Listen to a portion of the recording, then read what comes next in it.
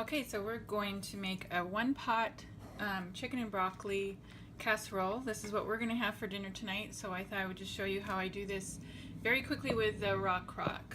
The Rockcrok comes with this lid. This is the everyday Rockcrok. There's a few different sizes, and there's also a round pizza stone for the for baking cookies and pizza on.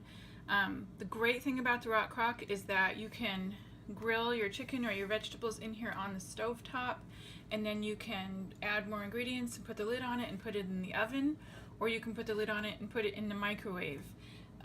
It also goes on the grill, a gas or electric grill, and now they have starting March 1st, you can order a slow cooker base so that you can put it in the slow cooker.